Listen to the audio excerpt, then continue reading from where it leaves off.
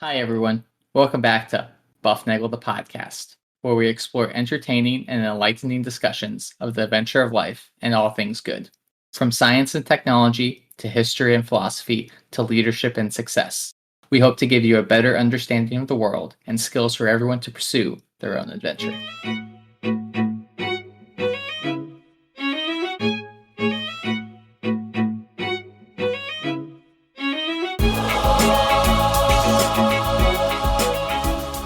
Hi, everybody, and welcome back to Bufnagle the podcast, where we talk about all good things in the pursuit of the adventure of life. I'm Rafe, and it is going to be a great show today. We are joined by an international big brain smart head that I will introduce very momentarily. But before that, I need to thank our listeners for being the great listeners that they are. They've made us a global top 10% podcast.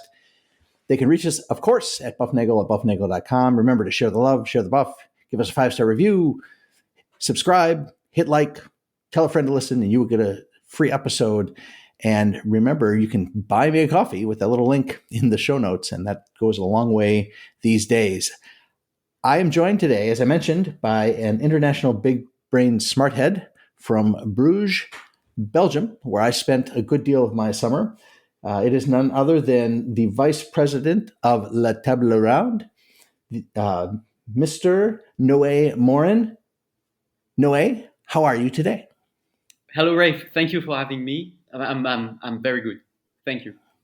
Well, that's great. So Noé has education in political science, a bachelor's degree in political science, and a master's degree in Russian studies. But now he takes the reign as vice president of what we would call a TRA. I think that's kind of an American abbreviation of La Table Ronde, right?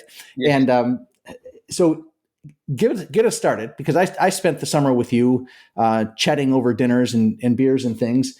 But give us a little history of TRA. This is a kind of a new thing and part of a growing, I'll call it a movement toward, I'll just say in general, respecting traditional architecture and such things. But you are on the forefront of this battle, and that's what TRA does. Is that right? That is right. Well, you've got to know TRA in its fifth year of existence.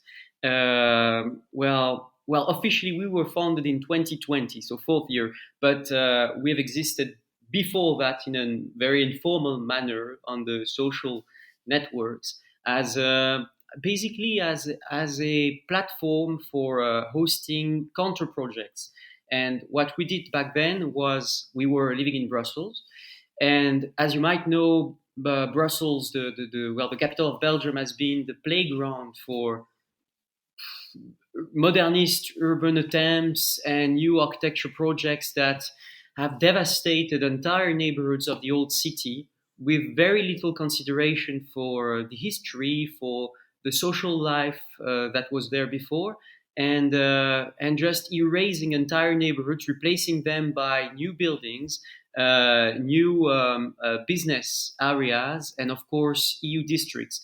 And that even reached a point when this phenomenon was called Bruxellisation. So they took the name of the city to qualify this very brutal manner of replacing parts of the city.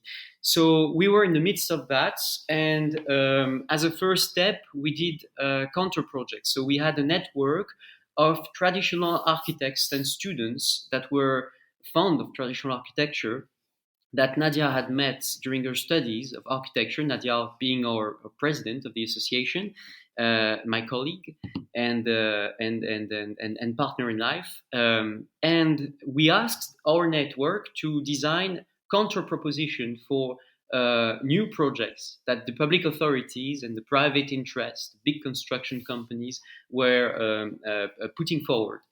And those counter projects actually reach quite an audience within Brussels. So we had a lot of inhabitants contacting us saying, we support your counter project. It's way better than what the city is proposing. And sometimes even reaching to us saying, we have an issue there. We have a new tower being built in our neighborhood. Would you like to design something to replace? But as a matter of fact, this brought us a lot of light and public acknowledgement, but it had very little effect on the concrete reality of what was built, and that's when we observed that actually architecture is following a trend toward simplified, industrial made and built construction, and it is very hard to make it diverge from this current path. And the counter projects were doing a lot of bringing us a lot of public eco, but doing very very little stuff actually to change the reality of architecture, today's architecture. So that's when we had this consciousness realization that in order to change things deeply, we had to train a new generation of architects and take their training in charge from A to Z.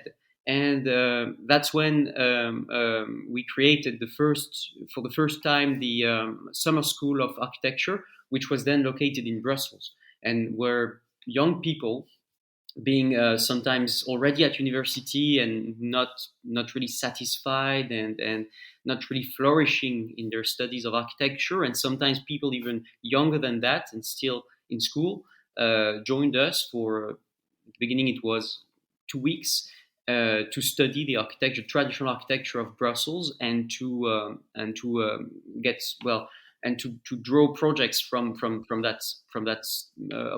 those observations, and from there it led to now the summer school we have founded in Bruges, as well as the one we created this year in Alsace, to which you participated as well. 2 weeks in Alsace, 5 weeks in Bruges, and it might. The objective is to create a permanent school in the short future. Well, wow, that's a really big answer. I'm writing all sorts of things down. So one thing that struck me, I went to, I did my graduate work in mathematical statistics, and pretty much everybody learned the same sort of things, and everybody.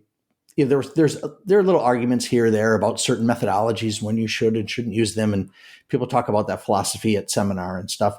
But in general, there's broad agreement about the philosophy of what we're doing when you do statistics, and certainly when you do it in the field where I did it, which was in pharmaceuticals. But what I picked up when I was in the 2 weeks in Alsace and the 5 weeks in Bruges was an astounding level of what would I say? Dissatisfaction with the schooling these students receive. And there were a couple things that I thought were stunning. Is just from my point of view, is how little drawing a lot of them do with actually a paper and a pencil.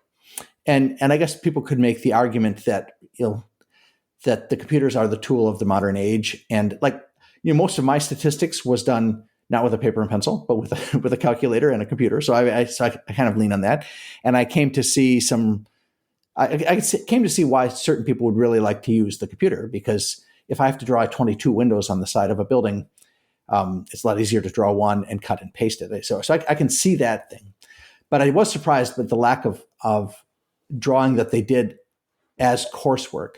But the other thing that got me was how everyone, almost, I want to say every one of them, but I'm sure there are a handful here or there that didn't. But just the dissatisfaction about what they were learning and how they weren't getting what fulfilled them, what brought them to school in the first place, was not being provided to them. Is that wasn't just the classes I was with. That has to be a recurring theme.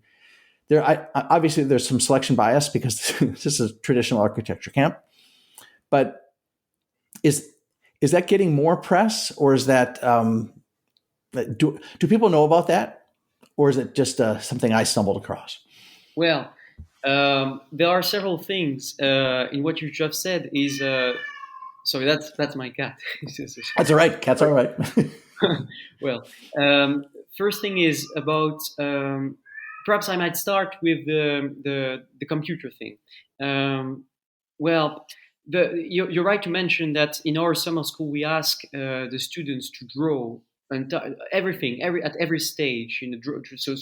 So measure drawing outside in the streets of Bruges to observe and the facades and the composition of them, the materials, and then draw that project. So it's from the beginning to the end. It's all with drawing materials. Nothing is on computer, and that's for two reasons. The first one is that most of them do use computer all year long during their studies in architecture faculties, schools, and that's to relieve them for at least the summer, not being in front of a screen and doing the same thing.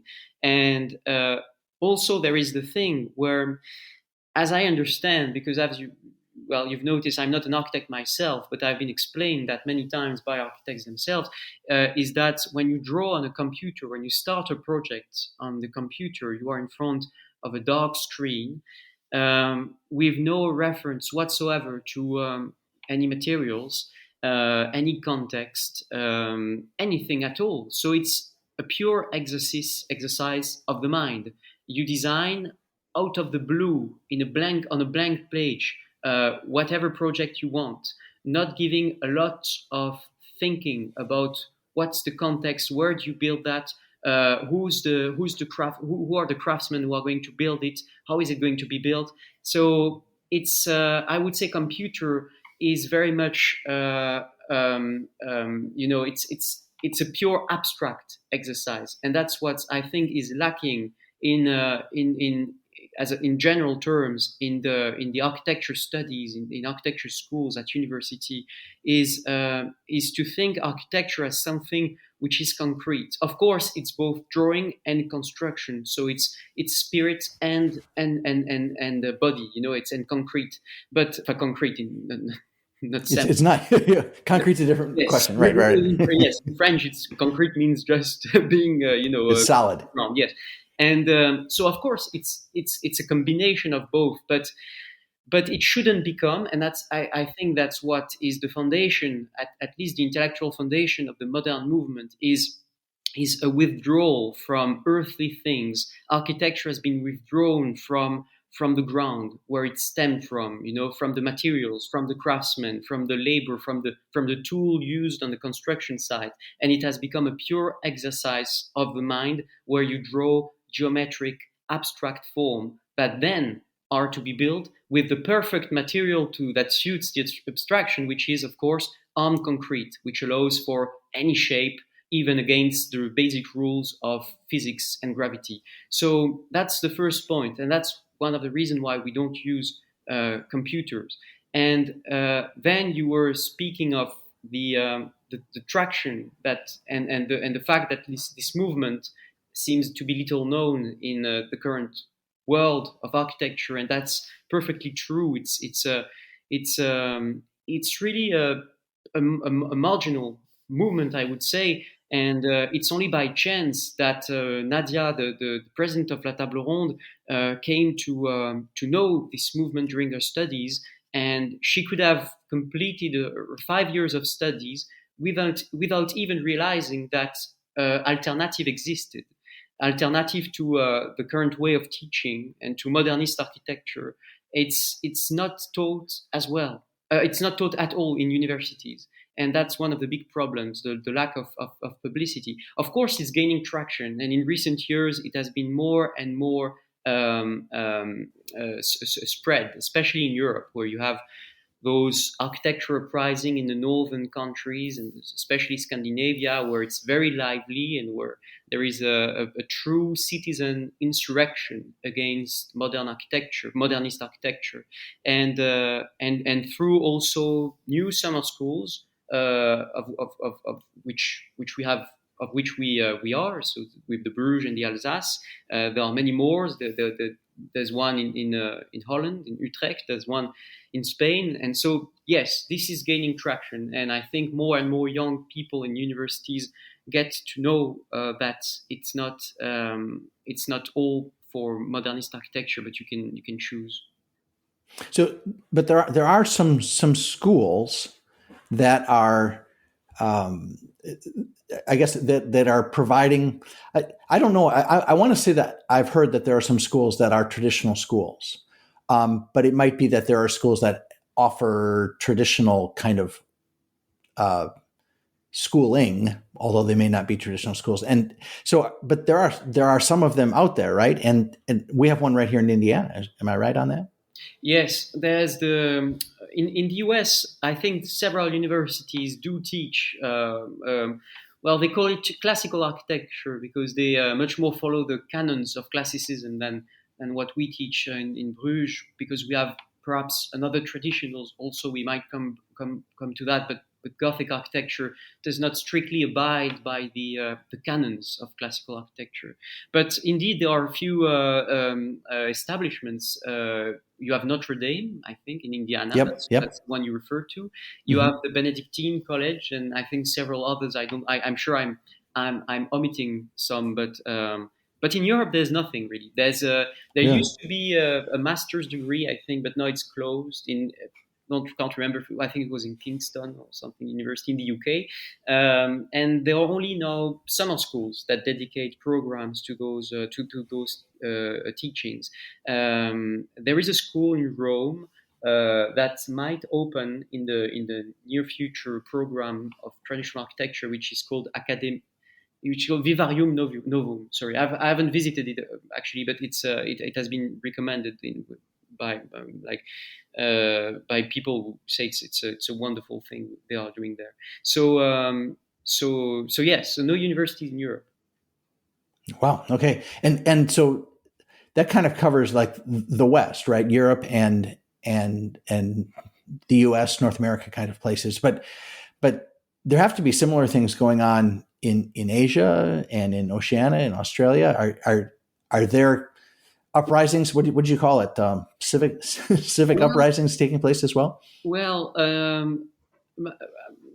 I know what's happening in Russia for obvious reasons, since I dedicated some years of studies to that country. And in Russia, it seems that there is a much more established traditional teaching in university and school of arts. And perhaps because their history is very different. The Soviet Union has been making the promotion of modern architecture under Lenin. Then they came back to a gigantic and very strict classicism under Stalin. Khrushchev was a modernist. He built all around Moscow. He packed the city with new, cheap, fastly built buildings for hosting. Ugly. Ugly, yes. Well, it's strangely enough now the Russians that inhabit those so-called Khrushchevsky buildings built in the 60s. They now form association and leagues to protect them from destruction, from being demolished, because they are threatened of being demolished and replaced by even bigger towers and more modern even and more inhumane in that sense. So because at least the Khrushchevsky, they kept some collective spaces and you had common kitchens and this is part of the of some kind of Bolshevik nostalgia or something. So the Russians currently at architecture schools, I know it's quite good what they do study there. They don't have the same intellectual hostility and preventions against the teaching of tradition. I must say I don't know what's happening in the rest of Asia. If one considers Russia is in Asia, I don't know what's happening in China. I don't know what's happening in Japan. So yeah. Wow. All right. Well, okay. So you guys developed an association of like-minded individuals. You build this TRA thing, which is it's related to INTBA, right? The Yes. International Network of Traditional Building and Urbanism. Did I get that right? That's right. Something like that. But INTBA is obviously international then. And I remember at our I guess I'll call them presentations, our jury presentations in Bruges, that I met young ladies one from Pakistan and one from Georgia, not US's Georgia, but Stalin's Georgia. But so these things are happening all over. There are places you can reach out and become parts of this group. Am I right? I mean, and it seems to me, as you guys took me, you'll take anybody. You've been selected after a very, very Very procedure. careful scrutiny of the Oh council, yes, yes. oh, yes. So don't underestimate your application. But INBO, you were mentioning INBO, and this is a UK initiative. If I get my history right, it was founded by under the initiative of Robert Adam, whom you've met. He was Yep. there Yep. at the jury in our big summer celebration, as well as the Prince of Wales when he was still Prince of Wales, Charles, who, under I think the influence of Roger Scruton, the Mm-hmm. British philosopher who dedicated a lot of his work to studying aesthetics and tradition, um, created this inbound network, one chapter per country. I think there's now 39 chapters all over the world, and this is precisely make to prevent, to enable countries to know, just to know what's happening elsewhere, and to inspire themselves, like to take example on initiatives that might take place in Poland or in the UK, or and to share best practices. And that's indeed what it's a very, I think it's a very great initiative that has put us in contact with a lot of fellow um, architects and head of associations elsewhere in Europe and the rest of the world, who are also dedicating their life to the studying and the revival of traditions in the building sector.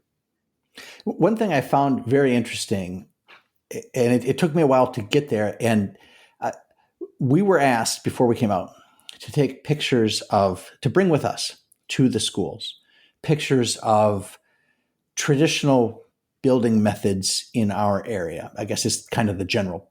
And you and I actually had a conversation before the school even started about what exactly does that mean in a place like Indiana, where tradition goes back, I don't know, maybe 50 years, right? So it's a different kind of ball game compared to a place like Bruges, where tradition goes back, I don't know, 1,200 years or so. So, but it was striking to me, and it showed up first in Alsace when we were there. And I think the terms, and I never got actual confirmation from the architects on this, but the terms people used were the difference between vernacular architecture, and I think they called the other thing style architecture. And I think of style architecture as things like courthouses, capitol buildings, cathedrals, big public-ish kinds of buildings that everybody uses, and they make a statement about how awesome our city is. Mm-hmm. And then there's vernacular architecture, which is what the people make so that they have a place to live and eat and sleep and raise their families. And it was interesting to me that the style architecture seems to have this grand connection across communities, that these Greek and Roman kinds of things and Gothic kinds of things tend to spread rapidly in those buildings. But it's very easy to tell the difference between a place like Bar in Alsace with its half timber framing and I guess I'll call them row homes in Bruges with the stepped gables. Those are completely different construction ideas and for different purposes because they're in different locations. Although both of those places have components of the style architecture, and that was the thing that I can actually see here in Indiana. I can see limestone ranch houses all over the city, but I can go downtown and I can see the Capitol, and I can see the courthouse, and I can see the cathedral, and you could swap those out for you could swap them out with Alsace. Yes. Well, I know this distinction exists between indeed style, architecture, and vernacular, but somehow, well, this is all encompassed by the terminology of traditional architecture, and somehow the frontiers between the style, architecture, and the vernacular became somehow blurry in some instances. If you take the example of Gothic architecture, is it a vernacular or style architecture? It's hard to say because, to a large extent, Gothic architecture was invented through refining structural and building processes. Um, so well, of course, the how do you say, the flying buttress, Yeah. the pointed arc, la voûte d'ogive, sorry, the word escapes me now in English, the rib vault. Um, those are evolutions of building methods, and they were not made to a certain extent to conform a style or to conform aesthetic principles, but they led to the creation of a new style, which is called Gothic architecture. But to reduce it to a simple aesthetic architecture, a movement, I think would be too limited as an interpretation. So it combines characteristics of the vernacular, because the vernacular is the architecture made from the necessities of local conditions. So you have access to certain materials, you have a certain manual labor people, craftsmen there. You have you lack wood, so you use stone. So it's, to a large extent, it's vernacular in that sense, but also it's a style architecture. So I'm not so fond about this division of architecture in those two categories. I think what's really true is that the classical, which was rediscovered in the Renaissance, mainly based on the writings of Vitruvius, served as kind of an international tradition that irrigates a lot of different cultures, including the US, including Europe, including some places in the Middle East, in Asia, in Russia, of course. So that's true that it's a common source of style that cannot be explained by the simple necessities of the vernacular and of local architecture.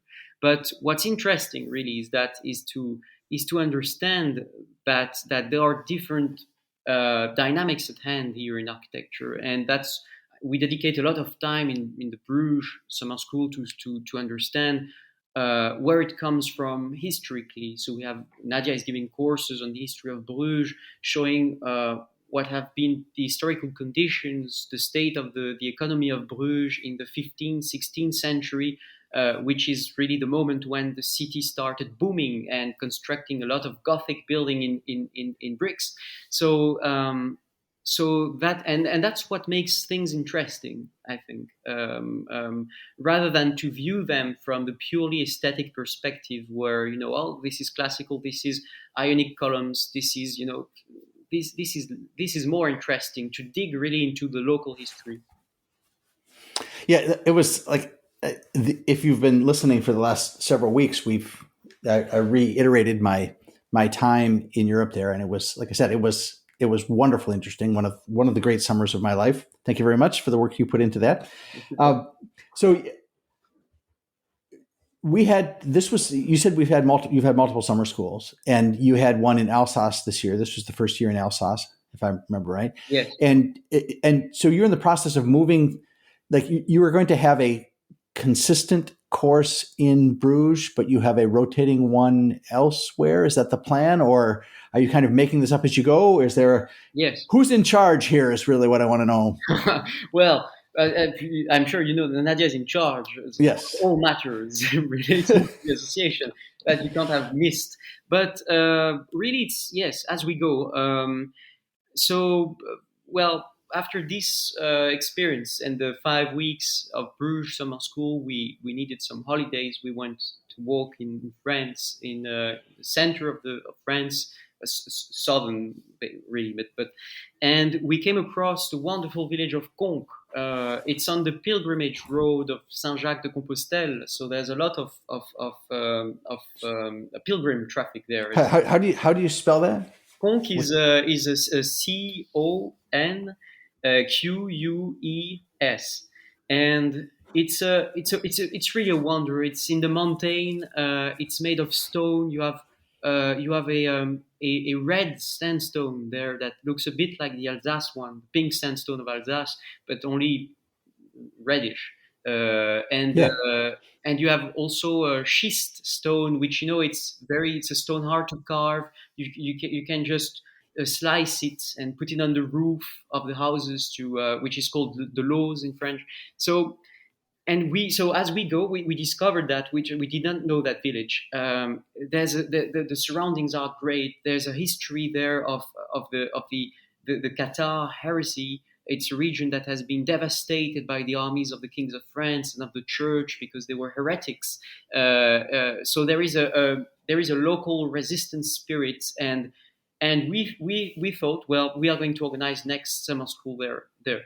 So it's not planned in advance, really. We have one goal, which is that at one point we have a permanent school somewhere, either in Belgium, either in France. Might be easier in France because we need a building, and this building would serve also as a laboratory, as a experimental building to renovate, to use new construction techniques, etc., etc. So this is a fixed goal. We know we are going towards that. We don't know when it will be possible, where, etc. But in the meantime, the summer schools, we move them around, and we try to also for ourselves to know as much as we can about local vernacular traditions. So Bruges, as we currently live in Bruges, there will be a summer school in Bruges next year. Might be shorter than the one we did of the 5 weeks one this year. Might be 2 weeks, and there will be one probably in Conques, still to be confirmed. But yeah. I remember seeing the pictures from Conques, and if when I kind of looked that up and tried to see where it was and how it, you can't get, it's difficult to get there. Am I? Yes. Yes. Yes. Very difficult. Yes. Well, we expect students might come as pilgrims because it's on the road for the pilgrimage towards Spain and Yes. back.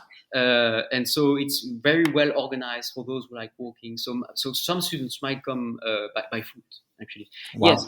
But it's also about architecture is not detached from the rest of social life. And what's interesting, I think, and that was really the success of the Summer School of Alsace, I believe, was also for us because we don't know Alsace that well.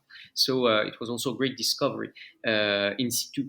It was also to get into the ways and the mores of local life of a village, and to meddle, to observe, to enjoy the life that we don't have here in Bruges, in big cities, in the US, a fortiori. So just that also I think is interesting. It's also a cultural discovery, and those schools are not only strictly speaking architectural school. We want them more and more to become explorations of a region, of a village, of a local culture, because that's because as I saying, architecture is also a result of the practices of social life. So you can't explain it strictly detached from all those manifestations. You have to know what's the religion of the people there. That explains a lot. In Alsace, for instance, remember the colors of the buildings were Right. dependent on whether you were in front of a Catholic or a Protestant house. A lot of the symbols that were all over the houses in Alsace come back to the German past of the runes, and so if you miss that, if you don't study that, if you don't discover that, you miss a big part of what architecture is about. Yeah, it was. I tell people, I spent 2 weeks in Bar and then 5 weeks in Bruges, and I had a little sojourn to Cologne on the way, and Bruges was fantastic.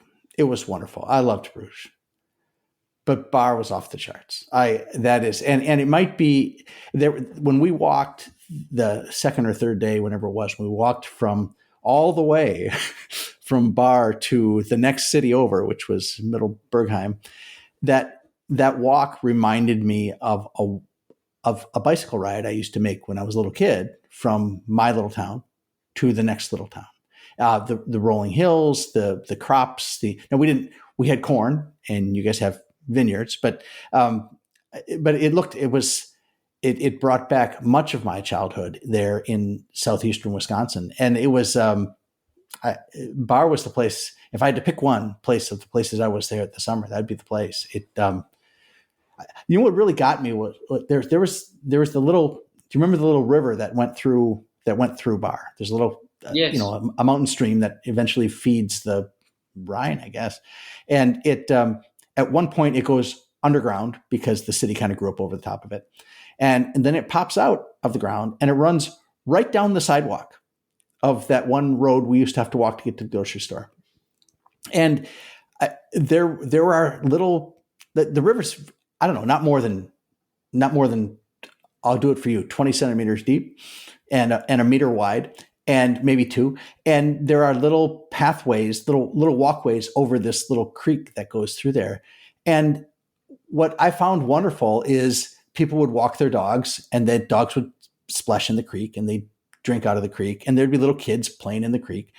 And never was there, had that been here in the US, there would have been big metal posts in the ground and a chain in front of it and a big warning sign that said, warning, creek may be slippery, do not, Yes. don't sue us if you fall in, right? I mean, and so that, and to me, it was wonderful that this was a part of life that you just do, that sometimes there are rivers and you cross the river and you learn how to deal with if it's raining hard or not raining hard. And there were little things like that all over Bar that I came to appreciate. Very few traffic control systems. People generally drove as if they knew a family could be coming right around the corner. And that was a great refreshment for me to not be constantly told that we recognize you could sue us, please don't do so. And Bar was great. Bar was great, and I think one of the episodes I fell in love with Bar, and I thought it was wonderful. Yeah.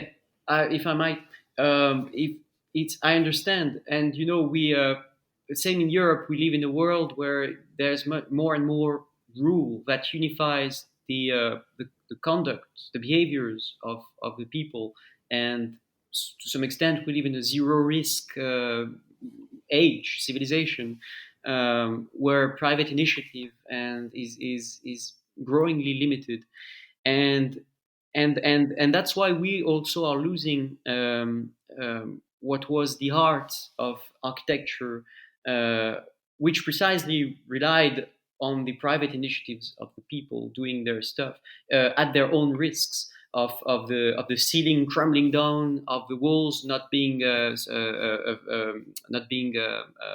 so solid, of any event of that vernacular construction, and any risk that it might entail, and we are less and less we have less and less the possibility of doing those experiences ourselves, and I think it's quite relieving indeed to go in a village or a small city like Bar, where you can still see that, because it's quite rural. In fact, it's so people perhaps are less under the influence of the big cities where all those norms come from, and are still living a life where, well, they take their own risk. That's the price for freedom, but at the same Yeah, right. time, it makes things more interesting.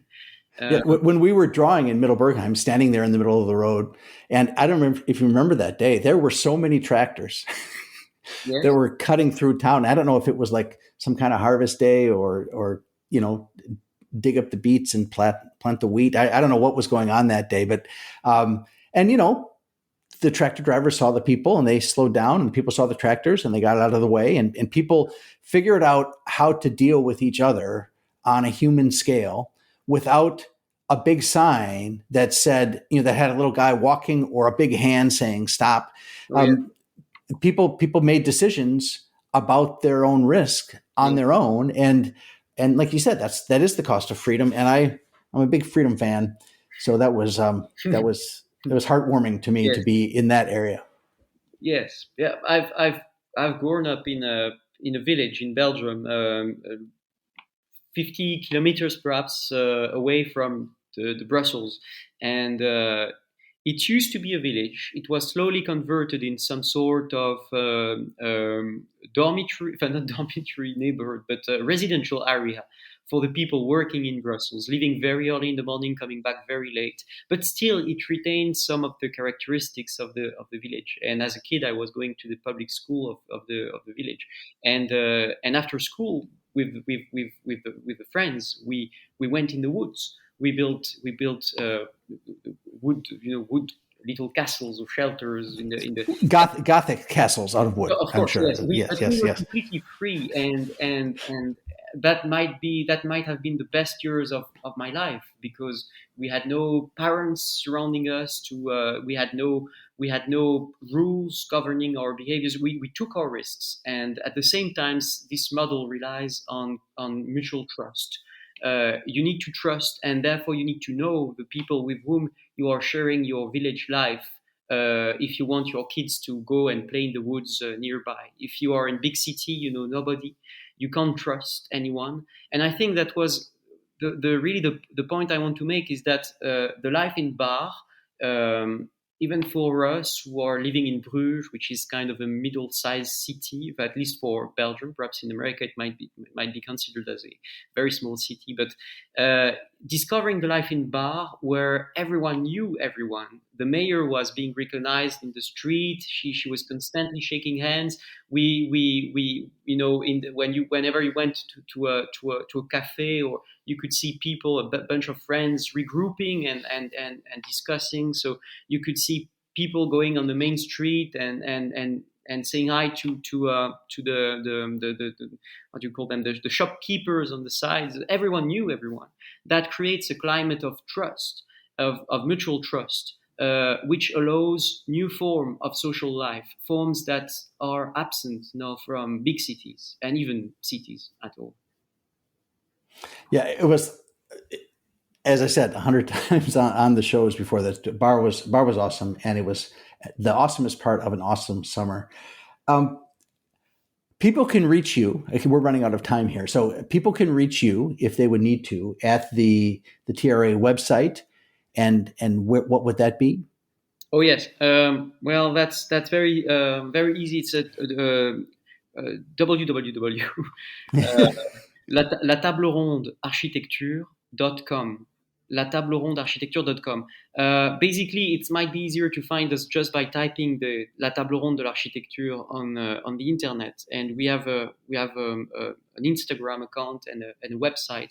And I invite anyone. Well, we have on the website, we have different categories. Of course, we have purely informative pages on future events, summer schools. We also have a page which is called in French "Pensée." In English, that might be thoughts, and where we write small articles on the well, it might be a bit ambitious as a program, but on the destiny of architecture, we might say, on the future of architecture at least, and discussing current issues, thinking about the future of this discipline. And so I invite anyone to go and visit this section of our website. And you can keep yourself informed by consulting our Instagram page, where we post everything we do. Vociferously. Yeah. Yes. Yes, it is. It's wonderful to speak with you again. We haven't talked since I left in August, and it is great to see you. And I trust all is well there in your little home. And once again, thank you for being on the show today. That's very kind of you. Thank you for inviting me. All right, wonderful. Everybody else out there, you know the shtick. All right, seek the good, live virtuously, and flourish, and enjoy the adventure of life.